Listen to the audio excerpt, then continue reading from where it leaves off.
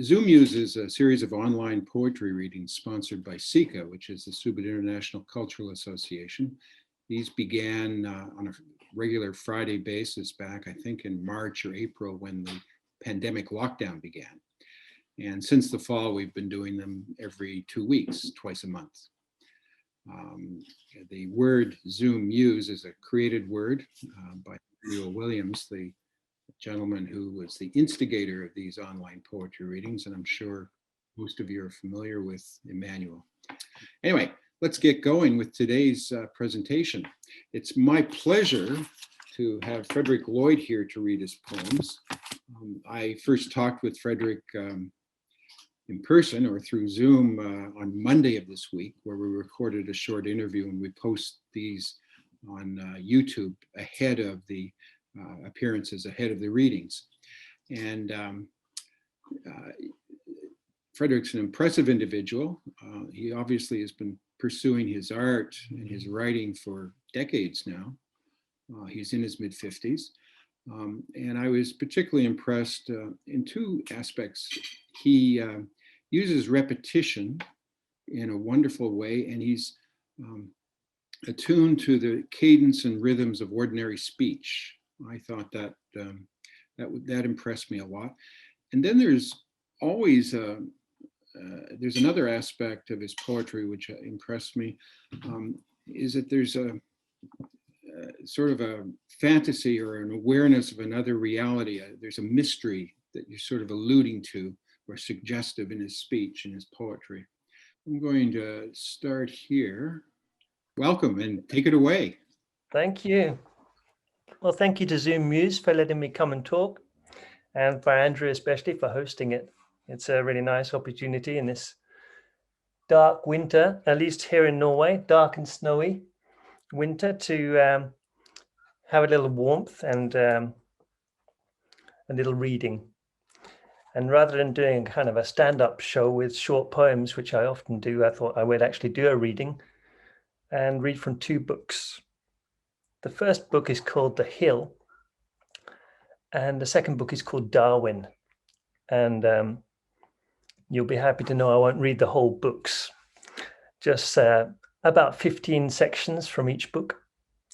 And that sounds like a lot, but they're very, very short. Normally my writing is poetry, but occasionally I write this kind of very short prose. And most of my work is written with just one theme in mind. So the whole book is one theme. So you can go in and out of the book at any page, and you know kind of that you'll be reading about trees, or you'll be reading about bricks or stones. I like to keep it in one theme. So it saves the headache of switching themes in one book. And then after a while of writing, I got into the habit of writing from one voice. So I kind of generate one character in a book, and I write from that person's voice.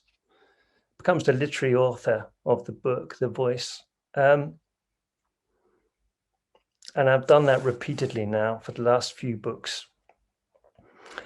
The book The Hill, which I'm reading from, is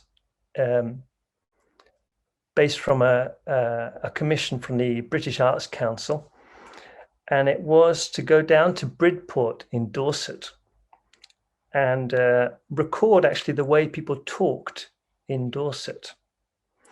And my submission, together with a visual artist, Halima Collingwood, was to write a story about the myths and legends that people need to find meaning in their daily life. And there's a hill in this town, Bridport, which has a lot of myth and mythology around it. Some people think it was used to bury the plague victims, and others say it was built around the turn of the century as a shooting range. There's all sorts of myths around it, and to top the whole myth aspect, there's also a puma or some kind of beast, they call it the beast, which lives somewhere on the hill, and some people see it and some people don't. So what I did with this book was I stayed in the town and I interviewed the people around the town, around this hill. But what I did was a little bit sneaky. I interviewed, let's say, Judith, and I'd say to Judith that her neighbor, Michael, told me something about the hill. And I just want to confirm that it's true with Judith. So I tell Judith what apparently Michael had said. And Judith, of course, would say, no, that's wrong. He wasn't there at the time. I saw what happened. This is how it really happened. And then I'd go back to my hotel and I'd write up Judith's report of what happened. And I'd kind of improve on it like I always try to do, because I can't resist. I just add a little touch to it. And then the next day I will go to Judith's neighbor and I'll say to Sharon, Judith told me this story and I wonder if you can confirm it's true. And of course, the story gets better with each telling. And the result was this book called The Hill. And funnily enough, it's actually all about the hill. Now, in this book, I just have to say that the titles are not very imaginary, not very creative, but there's lots of each subject matter. So there'll be the fence 01, and there'll be the hill 01, and there'll be the women 01 and 08 and 015.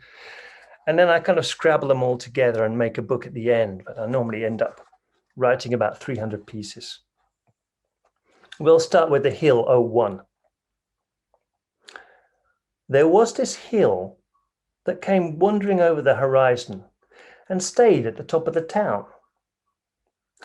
No one knows where it came from or why it left where it was, but when it got here, it just sat down. It sat on its haunches and waited for the rain to come. And you know how patient they are and how stubborn.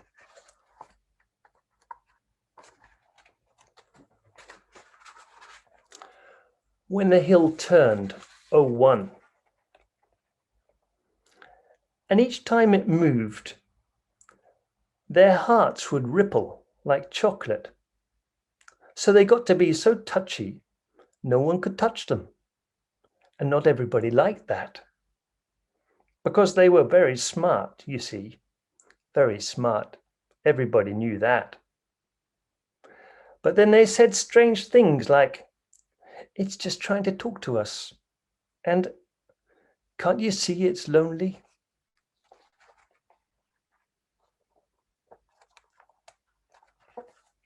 The women 02. The women were very smart, very smart. But they couldn't help it. When the hill came and sat down with a thud, their hearts went out. One by one over the years, as jumpers stretched and buttons tumbled, they all but fell in love.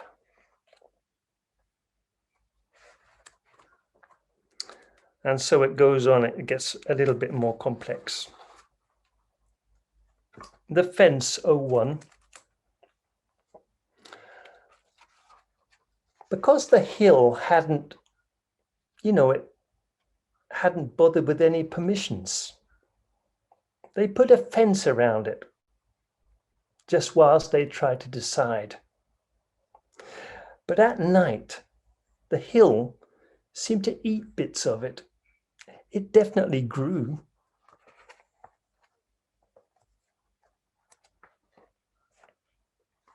The trees 05. At night, the trees would sing to themselves, a lonely sort of song, like sirens lost at sea, pining for their roots. It's said that some, and all of the some were thought to be women, felt the earth move under their bare feet when they stood on the hill amongst the trees. Some said it was because they liked to touch the trees too much, though those that said that were mostly of the church choir.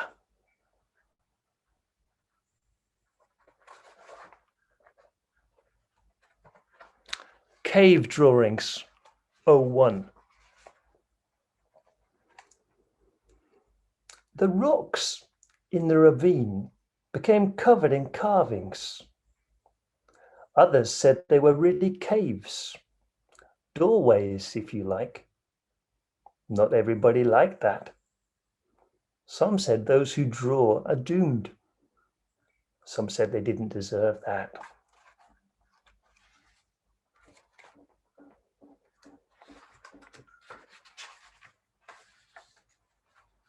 The trees, 02.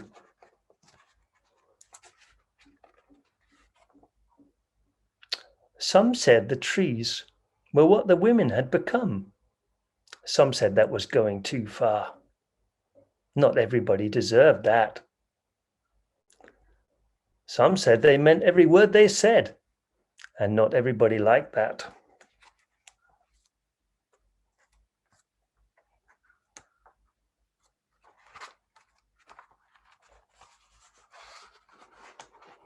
The cows, 01.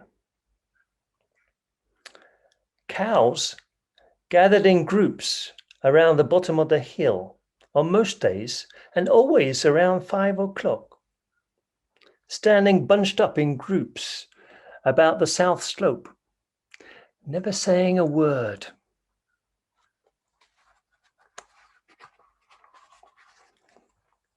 Clouds, 01. Some said that a cloud should have a silver lining and that perhaps one ought to be showing around about now. Most everybody agreed on that. Trouble with the fog was the lack of an edge. Most everybody agreed on that too, although fog was far more common of late than clouds.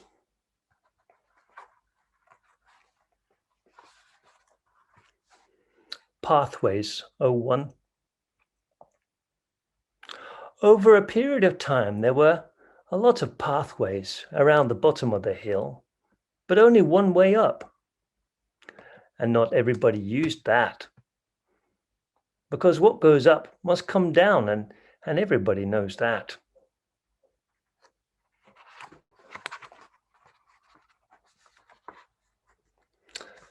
Some said, 01. Some said the hill was a spanner in the works. Others said a spanner works in mysterious ways. Some found in it an inspiration. Others a cog caught on a bad thread. Those that loved it felt that oiling was essential, and essential oils were gained from walking on the paths. I cannot put the differences clearer than that for now. So it becomes a kind of a medieval situation or tribal situation where the village becomes split and people obviously start,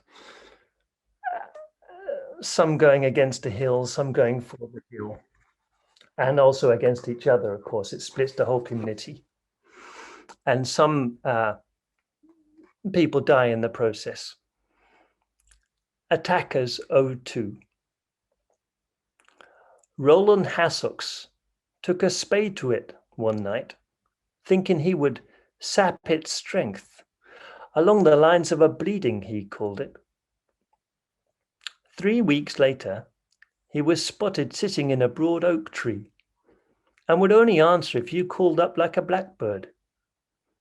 His answer was always the same: 38 feet north to the south.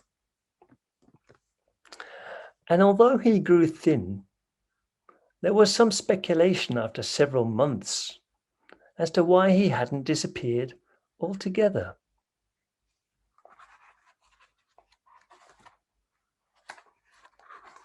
And of course, some, become claim to become witches. The burning 01.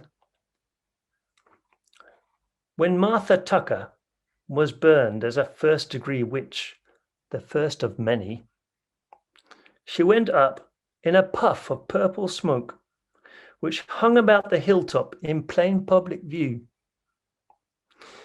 If you stood under that cloud with your back to the sun, you'd get wet. There was no doubting that. Though not many brave souls would ever mention it, even to this day.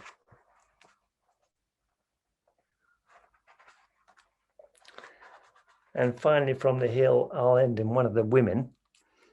There's lots of women in this book, but they they don't get a great rap towards the end. Nothing to do with me, of course. The women 03. There were women in the village, beautiful women, very smart indeed. But they started to say strange things like, "Oh, it grinds its teeth at night. Don't feed it." Like they knew something the others didn't. And not everybody liked that. That's the hill. It ended up as an audio installation in Bridport Museum. And what was great about it was that I got everyone who told me the stories to come and record my reading, the writing that you've heard now, in their wonderful dialects, which if I have occasionally, when I've been reading it out loud, tried to emulate their dialects, but I get so confused. And I don't know if it's me or them reading. And so I stopped trying to do that now. So I just read it in my own voice. But when you go to the museum and Alina Azadeh, she made this beautiful, huge installation, which is a touchscreen installation. So you go into the museum and you can see a big map of the town, and you just touch parts of the town and you hear these beautiful, rich Dorset accents reading my work. And it was fantastic in the opening evening. They're all standing there with their glasses of wine and their grandchildren, and pushing the buttons and hearing each other gossip about their neighbors, and everyone laughing and having a great laugh about storytelling. Because luckily in England, you're allowed to have a good laugh and tell a good long story about someone, and it's all considered okay. But now where I am in Norway, you have to sort of defend yourself if you said you'd nearly got run over by a bus, but you hadn't. It was just an excuse to be late. They would ask you what kind of bus it was. They don't really like people. So you can imagine what I have to do here. The second book I'm going to read from is called Darwin. And you can't see the cover. I took the fly sheet off. Oh, here you go, Darwin. There you go. And it's about dinosaurs, actually. Here you go, inside. Darwin is a book. I don't know where it came from, but I certainly came up with the idea of this little fat boy.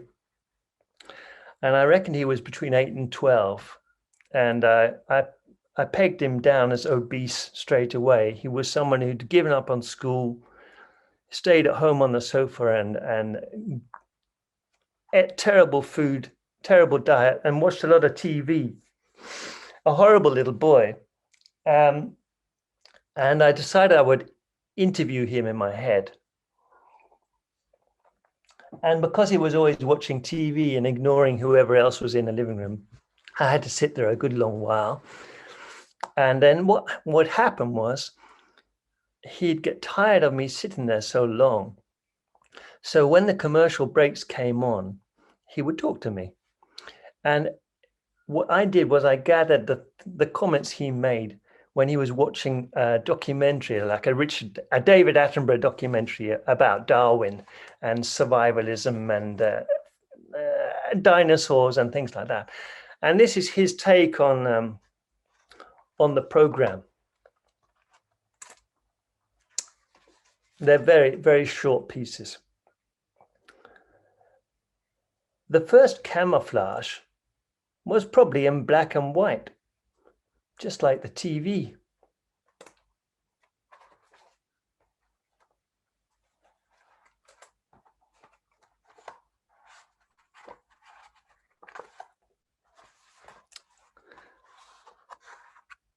how come God is like, the only one not to change? I mean, like, why didn't he evolve too when everyone else had to?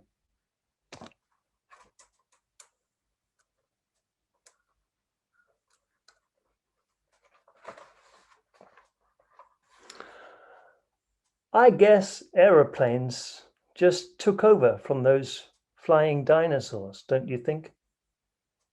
Pretty stiff competition. I mean, with those metal wings and everything.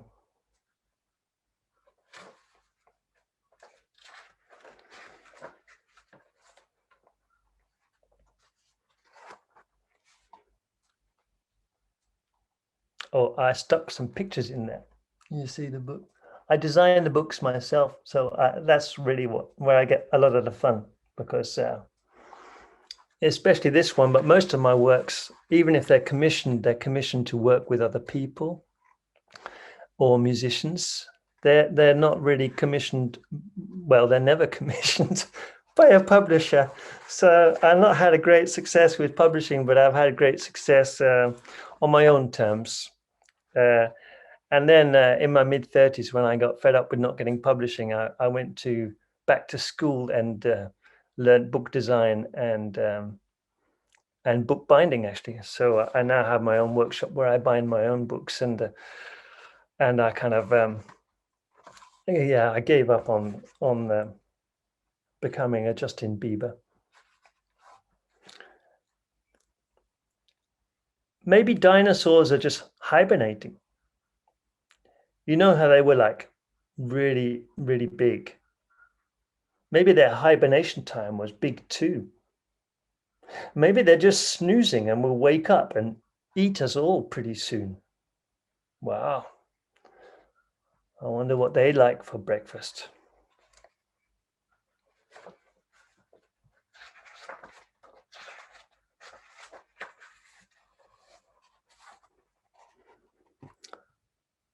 First, you read the books, and it looks like they all died out, like straight away.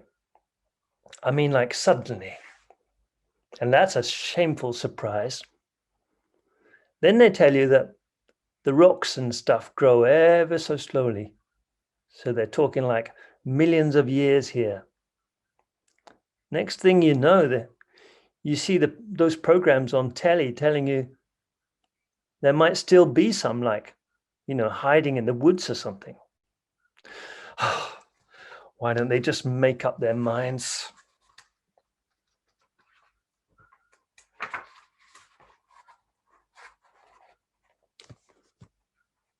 Do you think that Darwin modeled himself on God? I mean, that beard. It looks awfully close to some of those photos I've seen in the Old Testament.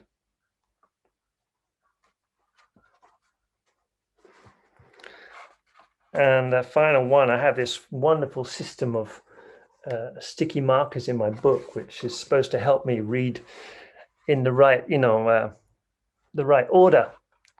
But of course, it's like one of those techniques which is supposed to help you in life. It just makes my life hell, really.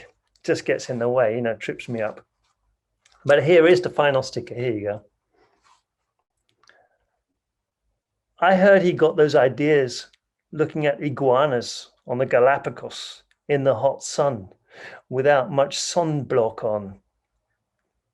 How come from looking at a couple of finches and iguanas that he got to talking about everything on the planet and like how it all came and went? I would have to say he got a bit carried away. Like, perhaps it was the sun or something.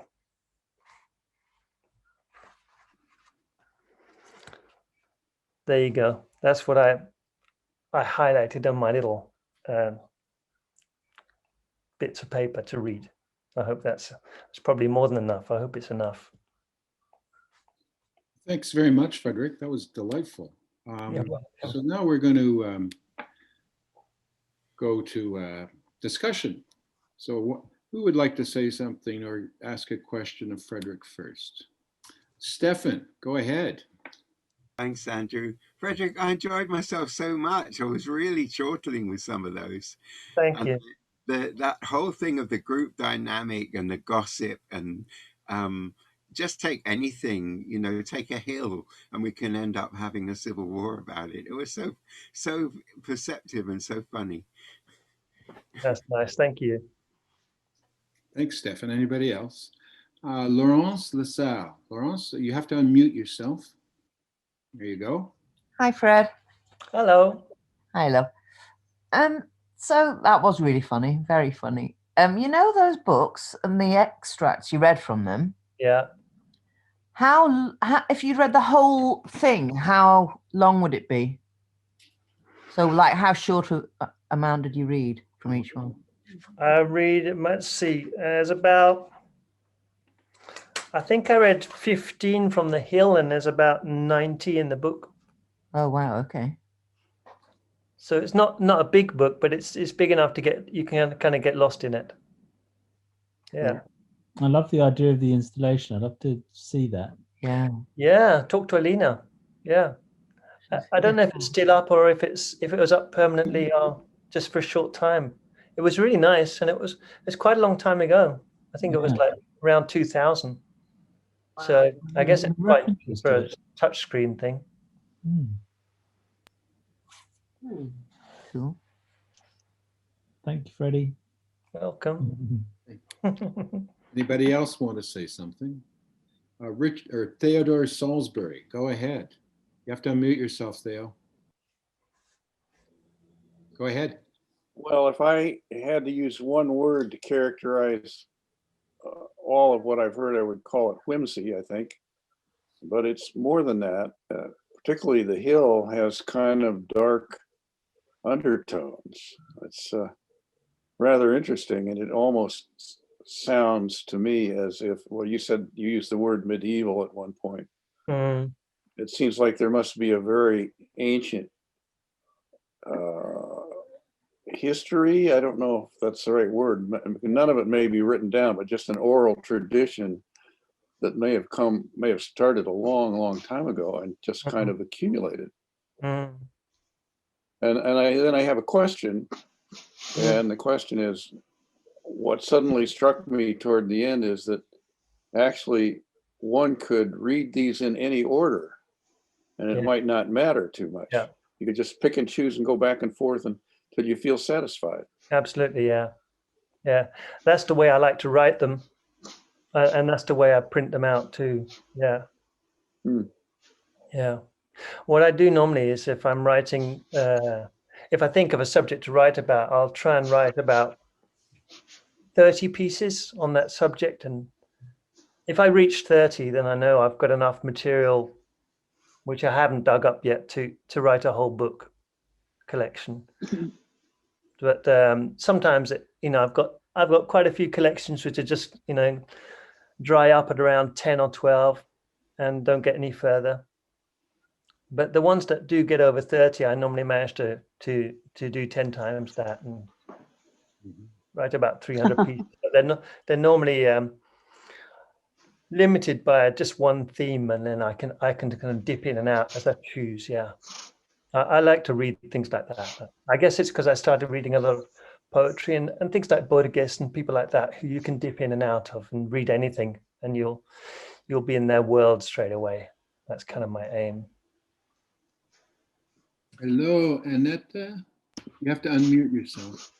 I really enjoyed your reading, and it's a fantastic kind of existential or philosophical humor in it. Thank you.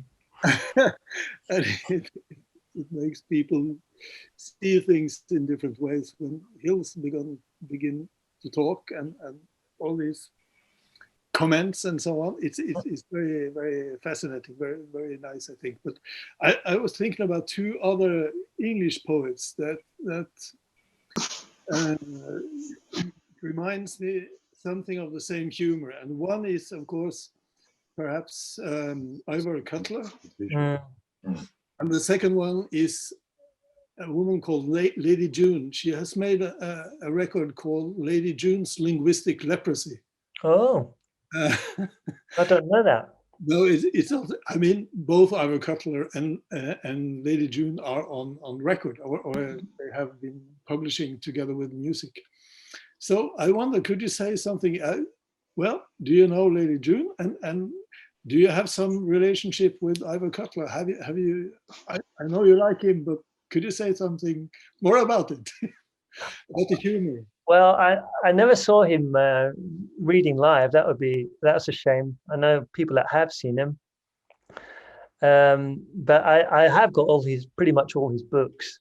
I'm a big fan of Ivor Cutler. Yeah, I like his sort of nonsense style of humor, and I suppose I always admired the way he managed to stay away from commercial success. He was very stubborn about that. So. And he used to read with a little foot-pedaled organ. So he read aloud with his own music. So that was really nice, the way he read, and his use of spaces and not saying something in long pauses was, I think, quite a big influence for me. Yeah. But Lady June, I don't know at all. I don't know. But I'll look her up now. It'll broaden my horizons. Yeah, if you come to our house, I can show you. Oh, I'll come. I'll come. Yeah. I'll put my skis on. Yeah. Hi, I'd like to say something. Can anyone hear me? Hello? I've actually have my hand raised, so I'm happy to wait till anybody else, but I have a reaction hand up. Oh. It's okay. I'm happy to wait. We're going to let Alina speak first. Go ahead. Oh, hi. Hello. I didn't hear about this till just before, and it was so lovely. To hear Fredrik reading after this, like 20 years ago, we did that project. Yeah. It was really wonderful. And I was trying to think of whether you can still access the installation, but Flash, the technology that we used, which was so cutting edge at that time, has just been discontinued. So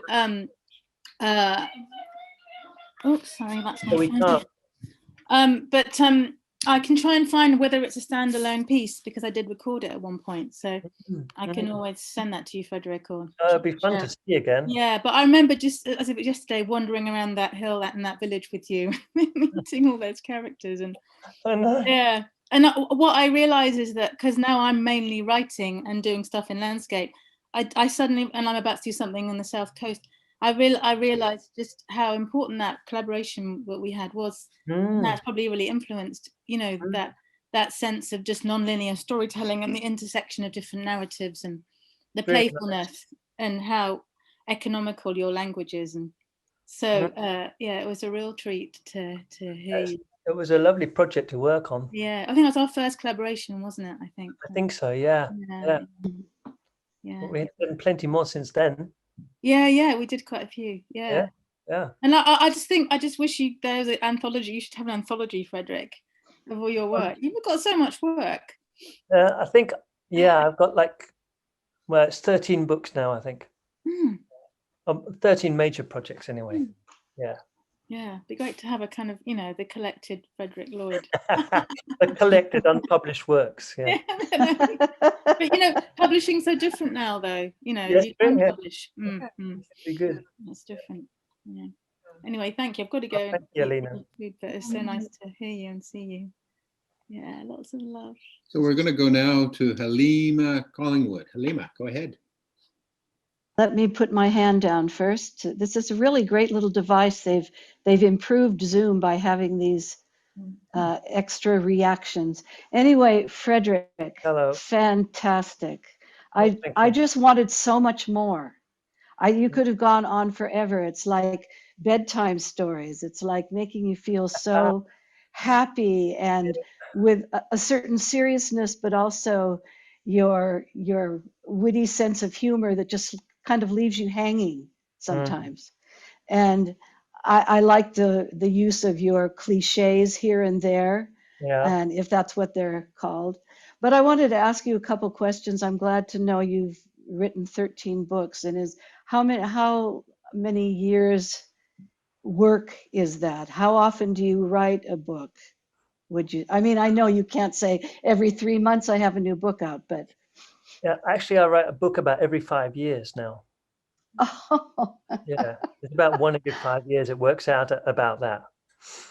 Yeah. And so how long are you working on it? Is it just a bit comes and then later some more comes, or?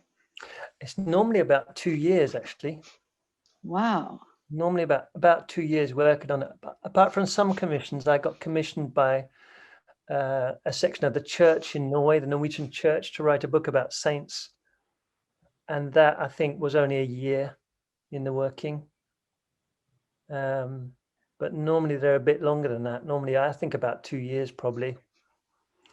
And then I shuffle around with ages designing the books and yeah, doing all that part of it myself, just because I like to do that. And they, you know, they haven't normally been published by a publisher, so I normally make the book myself, just to kind of complete the project. Because sometimes it's quite hard to finish a project. You can carry on, especially with the kind of thing that I'm writing. You kind of, no one's telling you to stop, and you can carry on forever and just dabble on. And that's what it felt like. It felt like, do you add extra pages at the end when you get another inspiration? No. I have a lot of blank pages. I do actually in the book. Yeah, I do. And then how about your inspirations, those that are not commissions? How do they just sort of arise in your crazy brain sometimes? Yeah, I mean, like the Darwin book I read from, I can't even remember when that popped up. So that just literally popped up into my head, yeah. And the boy and everything, the whole scenario, sitting in that kind of awful living room and everything. It's very clear to me, but I don't know where it came from now. That kind of popped up ready, like a ready-made thing. Were you writing, I'm just going to say this, ordinary poetry before, or is this how you started? Did you start with these stories, this unusual, for me, way of I started telling? with kind of a very short haiku type poems, kind of nonsense poems. And there would be normally 2 or 3 lines long. If I was lucky, there were like 9 words in the poem or something like that. And there would be quite a few of those collections of very short poems, and they were often written for live performing. So I was touring and reading live. Yeah. It's kind of my version of stand-up, really. And in the end, it became the stories in between the poems, which became kind of the fun part, and the poems kind of got left behind a little bit. So I kind of developed the storytelling as a way of framing the poems, because the poems were so short. Yeah.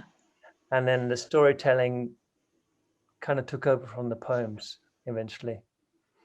So yeah, I mean, at one point I toured with a collection in the Ukraine when the Subidwell was just opening up in the Ukraine. I went with some people over to tour, and I made a collection with a Ukrainian poet, and we toured lots of coal mines in the south of Ukraine, and we did these big readings with when they do the transition in the shift, when 600 coal miners come up and 600 go down.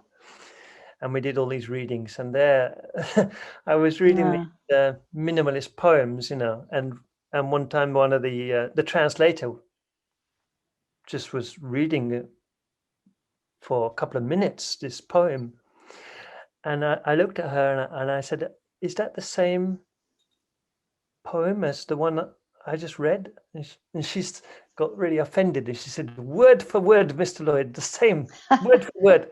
I said, "But there's only 9 words in that poem. You've been talking for 2 minutes." I don't know, but at that point, I probably left the short poem format and started something else. Well, it's really fantastic. I won't ask any more questions because I have tons more. I just want to say your reading style is very engaging. The way you look at your book and then really look at us and your audience draws us in to where we feel really connected with you. So thanks so much. Well, thank you. Thank you, Halima. I'm going to go to Cecilia Waddy. Cecilia Waddy, you have to unmute yourself first. Fredrik, this is Hello. marvelous. I Thank sent you a private chat message with my comment so early on. So I'll just read it now. Marvelous. Thank you, Fredrik. I notice a sense of the other in your work, the need to define, the fog not having an edge, etc., and a pervasive sense of those who did not conform being ignored or shunned. Can you comment? Let's see, where do I begin commenting on that? Those who do not conform, you said?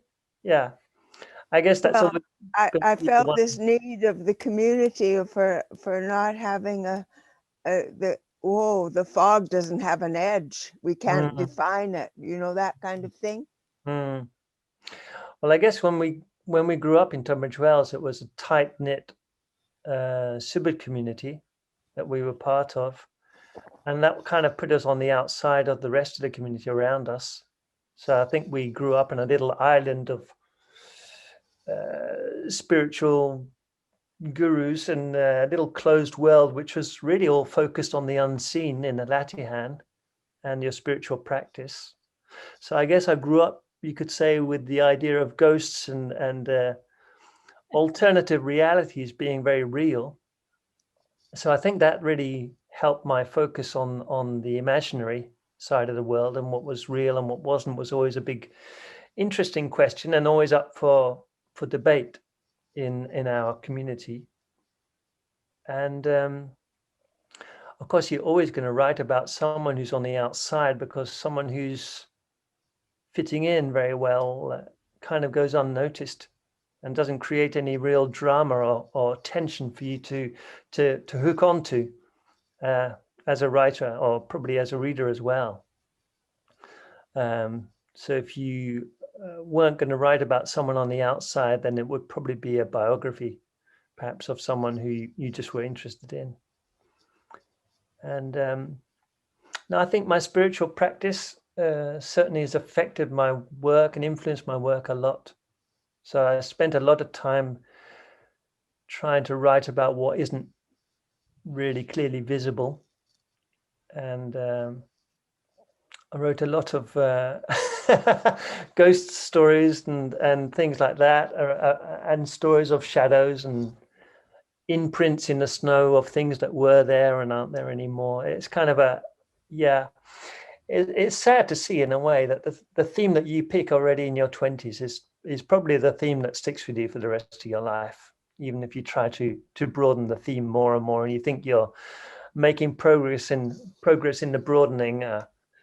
In retrospect, you probably really haven't got very far. But yeah, I don't know what more I can say about that, but thank you for your comments. Well, thank you for your answer. Thank you, Fredrik, and thank you, Cecilia Waddy. Great question. Would somebody else like to say something or ask a question? I'm going to go to Leanna Harrison. Go ahead, Leanna.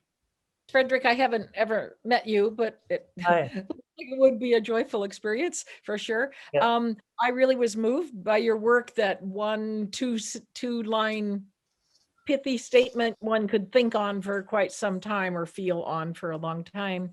I don't know if it's appropriate or not, but I personally would love to hear just a couple of your poems if you have them handy, just to hear a different style. But if not, fine. I've really enjoyed your reading. Also, my other question is, if you're self-published, where do we get a hold of your work? And would any of your live stand-up kind of things be on a YouTube kind of platform? Or where can we find more of you? I think if you search on Google, you probably get some of my live performances. Great. A handful, maybe. I've done some one-man shows, which are quite long, full-length shows as well. But I don't think they're not recorded on YouTube.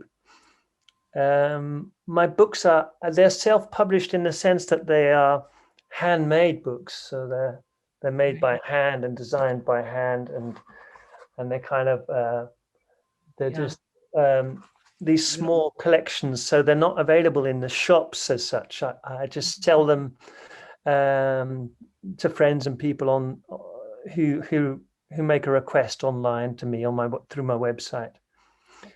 Primarily at the moment, I'm focused on making posters. You can see in the background there. I don't know if you can see those prints there in the background. So I'm making prints of my new book, which is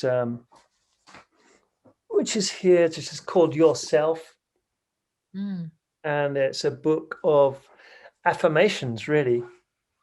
So I joke about my poetry becoming more and more minimalist, and now it's coming from 9 words 20 years ago. It's kind of down to 4. So they're kind of and these books are just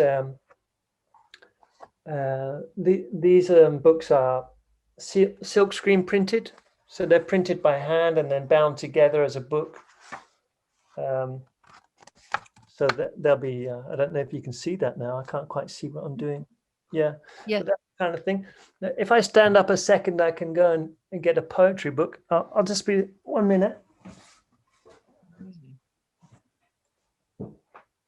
So he can't go broad with his work because it's not published in another domain. It's interesting. So it's like one of a kind pieces of work. Amazing to me. Collector's items. Here you go. Here's a book. Nice. And here's another little book. This is nature poems. Nice. I can read some of them. In fact, one of these poems has gone with ESA, the European Space Agency, and is now on one of the moons outside Saturn called Titan. So it's sitting there, and hopefully it won't get a review, but it's sitting there anyway. Here you go. Here's a sample of some of my old poetry. The bushes. The bushes blushed as the sparrows went in and out at feeding time.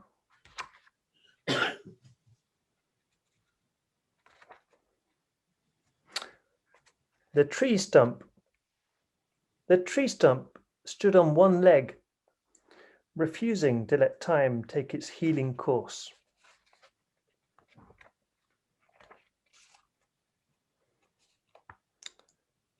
The stone, limping forward, the stone stood upright by degrees. And I'll just read one more. The rock. Ignoring the seasons, the rock sat patiently with its back towards the sun.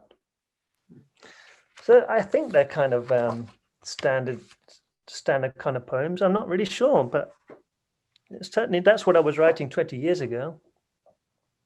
Very rich. Thank you for sharing. Now I'll be looking you up much further. Welcome. Thank you. So much. I look forward to meeting you. Does anybody else want to ask a question of Fredrik? In Bridgeport, which is near Devon in England. Maya, I'm sorry, go ahead. Hi, Freddie. Hello, Maya. Hi. Long time no see. Yeah. I was loved your poetry. Wow, it stimulated my curiosity, and I really want to read the whole of The Hill. And I'd love to listen to all the dialects as well. That's a fabulous project. Yeah.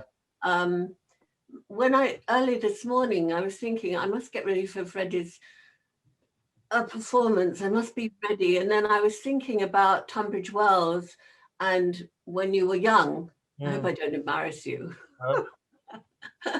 I remember this very young Fredrik running around everywhere. He was suddenly it came to me, you were always darting around. You were darting. And in a sense, I feel that in your poetry, to me, that is so amazing. All these years have gone by and your essence has exploded into your poetry. which makes sense, I guess. That's nice to hear. Well, it's been a long time, like you said. It's only 50 years. Yeah, I know. And just this vision of you, and it was so clear and so vivid. And I'm not at all surprised at what I hear coming from your soul and your being.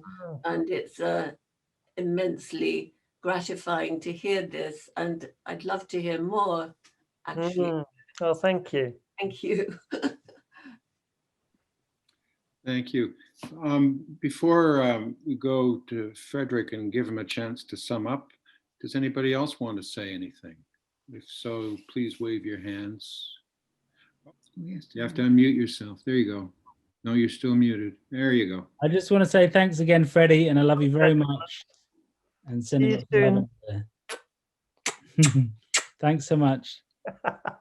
Okay. Anybody else got their hand up that I'm missing? I don't think so. So we'll go back to Fredrik.